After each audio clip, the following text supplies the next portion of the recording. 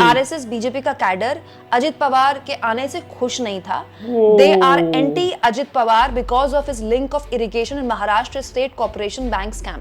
तो जी बीजेपी की नहीं सॉरी एनडीए की सरकार बन चुकी है और उसके बाद बीजेपी किस तरीके से डामाडोल सी नजर आती दिख रही है। अपने ही सरकार में इतने मतलब कि वो क्या कहते हैं गड्ढे हैं कि उनको लांघते लांघते मोदी जी पीएम तो बन गए, लेकिन उन गड्ढों को अब भरने की बारी में कहीं ना कहीं वो चूक नज़र आती दिख रही है। जिस तरीके से नायडू नीतीश मतलब कि यार उनको जिनके ऊपर सरकार बनी है वो अपना रंग अगर दिखा दिए तो मोदी जी टाटा बाय बाय करते नजर आएंगे। तो hello welcome back to my YouTube channel, मैं शमशेर। आई होप कि आप सब लोग ठीक ठाक होंगे, अच्छे से होंगे। तो भैया कुमकुम बेनीवाल जी की एक नई वीडियो है, उस पर हम लोग रिएक्शन करने वाले हैं।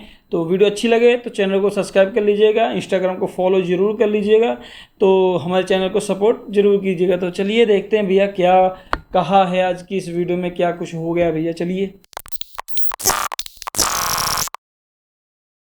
दोस्तों मेरा नाम है कुमकुम बेनीवाल, राजनीति का यूज एंड थ्रो। जी हाँ दोस्तों, आज एक बड़ी दिलचस्प सी खबर आई है तो मुझे लगा मैं आपके सामने शेयर करूं, क्योंकि ये खबर ना केवल आपके लिए, ना केवल मेरे लिए, राजनीति के हर छात्र के लिए बड़ी इंटरेस्टिंग है, बल्कि इस खबर के जरिए क्या नीतीश कुमार और चंद्रबाबू नायडू को भी देखना नहीं चाहिए, सबक नहीं लेना चाहिए कि क्या गत बीजेपी अपने सहयोगियों की कर सकती है। दोस्तों महाराष्ट्र में इस साल विधानसभा चुनाव होने हैं और महाराष्ट्र में बीजेपी ने सबसे खराब परफॉर्म किया है। मैं लगातार दिसंबर से आपको बता रही हूँ, दिसंबर में सीएसडीएस का पहला ओपिनियन पोल आया था, उसके बाद से मैं लगातार आपको बता रही हूँ कि महाराष्ट्र वो राज्य है जहां बीजेपी सबसे खराब परफॉर्म करेगी। महाराष्ट्र वो राज्य है जहां बीजेपी सिंगल डिजिट पर आकर निकल गई। दोस्तों उसी महाराष्ट्र से खबर निकल कर आई है और इस खबर को चंद्रबाबू नायडू और नीतीश कुमार को बड़े गौर से सुनना और देखना चाहिए, क्योंकि ये खबर बताती है कि बीजेपी अपने सहयोगियों का क्या हाल करती है।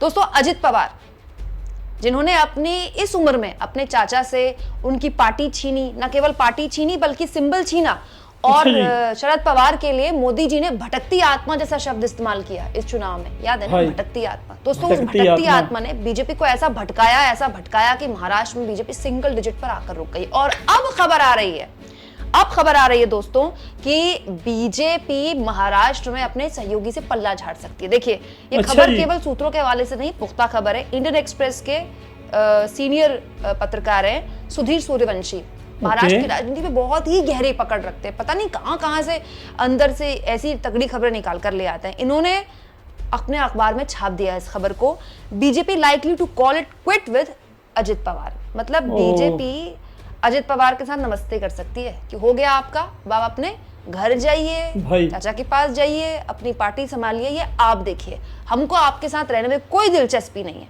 देखिए दोस्तों इस खबर में साफ तौर पर लिखा है कि बीजेपी के एक लीडर ने अपना नाम नहीं बताने की शर्त में ये बताया है कि आरएसएस बीजेपी का कैडर अजित पवार के आने से खुश नहीं था। They are anti Ajit Pawar because of his link of irrigation in Maharashtra state corporation bank scam. शुरुआत से आरएसएस और बीजेपी महाराष्ट्र की जो इकाई है वो अजित पवार के खिलाफ रही है, क्योंकि उन पर इरिगेशन के कॉर्पोरेशन बैंक के घोटाले के आरोप थे। इन्हीं घोटाले के आरोप को लेकर मोदी जी बड़ी बड़ी बातें किया करते थे कि एक भ्रष्टाचारी को नहीं छोड़ा जाएगा, हम जेल में भेजेंगे, फलाना करेंगे, ढिमकाना करेंगे। उसके बाद अजित पवार ने अपनी पार्टी तोड़ दी और वो अजित पवार महाराष्ट्र में बीजेपी की सहयोग से चलने वाली सरकार के डिप्टी सीएम बन गए। मोदी जी उनके साथ फूलों का गुलदस्ता लेने लगे। मोदी जी अपने दावे भूल गए जीरो टॉलरेंस भ्रष्टाचार के, और उस दावे का यह हश्र हुआ कि अजित पवार ने तो नुकसान पहुंचाया, खुद तो एक ही सीट लेकर आए, बल्कि बीजेपी को 9 पर लाकर सिमट दिया। मतलब बीजेपी का बहुत ही खराब परफॉर्मेंस। अब स्थिति यह है दोस्तों कि बीजेपी ने सोच लिया है कि अजित पवार को क्यों झेला जाए, क्योंकि इसी साल महाराष्ट्र में विधानसभा चुनाव होने हैं। अब इस बात को आप एग्जैक्टली एक दिन पहले आरएसएस के मुखपत्र ऑर्गेनाइजर में छपे इस लेख से जोड़ लीजिए।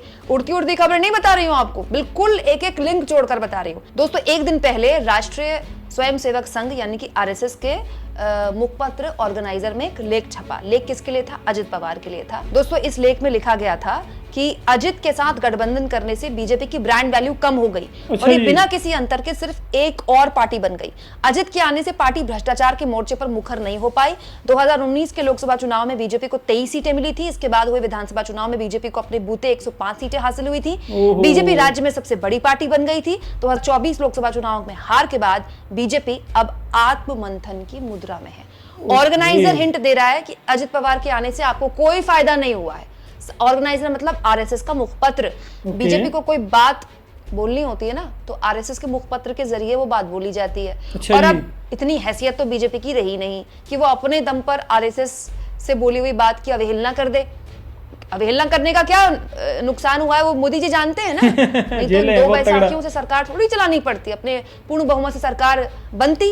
लेकिन बड़ा सवाल ये है कि इधर आरएसएस की तरफ से ऑर्गेनाइजर में लिखा गया कि अजित पवार को सरकार में शामिल करने का नुकसान हुआ है आपको, क्योंकि आपका कैडर लगातार जमीन पर उनके खिलाफ लड़ता रहा।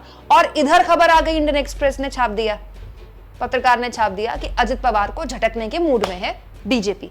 दोस्तों ये एक जीता जागता प्रमाण है, ये कोई 20-25 साल पुरानी बात नहीं है, आपके मेरे सामने होती देखी बात है। हमने कुछ महीने पहले पूरा ड्रामा अपने सामने होते देखा है, कैसे अजित पवार के लिए मोदी जी बड़ी बड़ी बातें कर रहे हैं कि जेल भेजेंगे, फलाना करेंगे, ढिमकाना करेंगे। फिर अजित पवार ने रातों रात अपनी पार्टी तोड़ी। उसके बाद मोदी जी ने अजित पवार के कैंडिडेट्स के लिए प्रचार किया, लेकिन हुआ क्या? बीजेपी को उसका कोई फायदा नहीं मिला। तो बीजेपी क्या 1 सेकंड नहीं लगाएगी अजित पवार को झटकने में? और जब बीजेपी अपने इन सहयोगियों के साथ, जिनके साथ गठबंधन करे, मुश्किल से जुम्मा अभी 2-3 साल भी नहीं हुए हैं, 2-3 साल भी ज्यादा बोल रही हूं मैं, सही बात। तो फिर नायडू और नीतीश का क्या करेगी बीजेपी? चंद्रबाबू नायडू और नीतीश कुमार के लिए तो बोला था ना, बहुत बहुत बहुत शानदार राजनेता हैं, घाट घाट के गठबंधन का पानी पिया है। तो देख ले वो कि बीजेपी क्या गत करती है अपने सहयोगियों की। अगर उसके सहयोगी उसको फायदा नहीं पहुंचाते हैं तो वो एक दिन नहीं निकालेगी बाहर उनसे अलग होने में। अभी कोई औपचारिक ऐलान नहीं हुआ है कि अजित पवार से क्या बीजेपी अपना गठबंधन तोड़ेगी या एनडीए का वो हिस्सा नहीं बनेंगे, लेकिन रुझान तो आने लगे। दोस्तों आप बताइए, मोदी जी शपथ ले रहे थे, पहला रंग में भंग किसने डाला था? अजित पवार की पार्टी ने डाला था, ये कहते हुए कि हमको राज्य मंत्री का दर्जा या स्वतंत्र प्रभार का दर्जा दिया गया है, हम इसमें तैयार नहीं, हमको मंत्री पद दीजिए आप। प्रफुल्ल पटेल तो सीनियर मंत्रालय पहले ही संभाल चुके हैं। नहीं तो मोदी जी के शपथ ग्रहण में इस तरह के बयान देने की हिम्मत थी किसी की? खटपट शुरू हो चुकी है क्या? बड़ा सवाल यह है कि खटपट इस लेवल पर शुरू हो गई कि अजित पवार ने कह दिया कि हम तो अभी फिलहाल कैबिनेट का हिस्सा बन ही नहीं रहे हैं। कहीं ऐसा तो नहीं कि अजित पवार ने आंख दिखाई हो तो बीजेपी ने कह दिया हो कि आपको रहना है रहो साथ में, नहीं तो जाओ। अब बड़ा सवाल ये दोस्तों कि अजित पवार का भविष्य क्या रह जाएगा महाराष्ट्र की राजनीति में। अभी कुछ वक्त बाद बीएमसी के चुनाव होने हैं और मुंबई के अंदर बीएमसी सबसे बड़ा ताकत है। बीएमसी के चुनाव में शिवसेना हमेशा एक सबसे बड़ा फैक्टर बनकर उभरी है। अजित पवार की क्या हैसियत रह जाएगी? इसी साल महाराष्ट्र में विधानसभा चुनाव होने हैं, अजित पवार की क्या हैसियत रह जाएगी? अजित पवार ने क्या पाया बीजेपी के साथ जाकर? क्या ये सब कुछ नीतीश और नायडू गंभीरता से देखेंगे नहीं? और देखेंगे तो सोचेंगे नहीं, और सोचेंगे तो फिर किस, मतलब सोचिए ये सरकार कितने भारी भरकम ट्रस्ट डेफिसिट पर खड़ी हुई है, जहां पर दोनों सहयोगी जिनकी कुव्वत से ये सरकार चल रही है, उनके मन में डर बना रहेगा कि अजित पवार का ये हाल कर सकते हैं तो हमारी पार्टी का क्या हश्र होगा। दोस्तों एक बात समझ लीजिए, महाराष्ट्र को केवल आर्थिक राजधानी ऐसे ही नहीं कहा जाता है कि वहां बहुत बड़े बड़े बिजनेस टाइकून रहते हैं, बहुत बड़े बड़े स्टार्स रहते हैं। महाराष्ट्र में जिसकी सरकार होती है ना, फंड के मामले में, पैसे के मामले में उस पार्टी को कभी कोई दिक्कत नहीं रहती है। तो हर पार्टी चाहती है कि महाराष्ट्र में उसकी सरकार बने, क्योंकि फंड जनरेशन का एक वो बहुत बड़ा राज्य है। अगर बीजेपी के हाथ से महाराष्ट्र से सत्ता चली गई ना, तो दुनिया की जो सबसे रईस पार्टी है बीजेपी, उसके आगे फंड का अभी नहीं तो लॉन्ग टर्म एक नुकसान हो सकता है। और हर लिहाज से दोस्तों कोई भी पार्टी नहीं चाहिए कि ऐसा उसके साथ हो। लेकिन जो नतीजे लोकसभा चुनाव में आए हैं वो तो यही बताते हैं कि अगर ये नतीजा आप ट्रांसफॉर्म करते हैं, इसी साल विधानसभा चुनाव होने हैं, तो बीजेपी की बहुत बुरी गत होनी है। ना तो बीजेपी को कोई फायदा हुआ, ना उसके सहयोगियों ने उसको कोई फायदा पहुंचाया है। वहीं दूसरी ओर चंद्रबाबू नायडू की टीडीपी की तरह एनसीपी ने भी मुस्लिम आरक्षण का समर्थन करके बीजेपी की मुसीबत बढ़ा दी है। बड़ा सवाल यह है दोस्तों कि ये जो पूरा ड्रामा चल रहा है, नीतीश कुमार और चंद्रबाबू नायडू ये सब देखकर क्या सोचते होंगे? कमेंट बॉक्स में जरूर लिखें।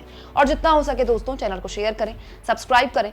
तो जी नीतीश जी और चंद्रबाबू नायडू जी, आपके साथ भी कुछ ऐसा होने के आसार दिखते ही हैं। अगर मोदी जी उनको 2 साल जो अभी ज़्यादा टाइम नहीं हुआ है, उनको आज के टाइम पे अगर कोई दिक्कत हो रही है तो उनको भाई टाटा बाबा कहते नज़र आते हैं, तो क्या आप अभी तो समर्थन दे रहे हैं, लेकिन जब उनको लगेगा कि भैया नहीं अब भाई हम अपने बलबूते हो गए हैं तो भाई आप कौन, फिर आँखी तो फिर लाल दिखाई जाएंगी। तो ज़रा आज आपके पास मौका है, संभलने की कोशिश कीजिए। जिस तरीके से मोदी जी बैसाखियों पे लटके हुए हैं अपने प्रधानमंत्री पद पर, वही चीज़ है कि ना मतलब सत्ता की इतनी बड़ी भूख है कि कुछ भी करने को तैयार हैं। तो मोदी जी वो सब कर रहे हैं, वो उनके बस का नहीं है। लेकिन अब वो जो उनके मन की बात थी, अब जो उनका जो एक आँख दिखाने का एक नज़रिया था, भाषणबाजी सब खत्म हो चुकी है। मतलब कि अब जो एक तो कह रहे अपने आप को कि मेरे मुंह पे तेज दिखता है, मैं देश के लिए ऐसे कर दूंगा, भाई कुछ नहीं, सब निकल गई हेगड़ी आपकी। जिस तरीके से देश में आपने जनता का लोकतंत्र खत्म करने की कोशिश की, तो जनता ने आपको जिस तरीके से पटक के दे मारा है, तो आपको अकल तो आ गई कि भैया नहीं, देश के लोकतंत्र को नहीं छेड़ना है। तो आपको फिर क्या ही कहूँ। तो आई होप कि आज को ये रिएक्शन वीडियो आपको अच्छी लगी होगी। कुमकुम बेनीवाल जी का जो ये वीडियो था, जो कि काफ़ी इंटरेस्टिंग था। इस वीडियो में काफ़ी डीप बातें कही गई इनके द्वारा कि नीतीश और नायडू जी देख लें कि उनके साथ भी कुछ ऐसा हो सकता है। तो मिलते हैं नेक्स्ट वीडियो में। उससे पहले चैनल कर लीजिए सब्सक्राइब, इंस्टाग्राम कर लीजिए फॉलो। तब तक ले टेक केयर, बाय बाय।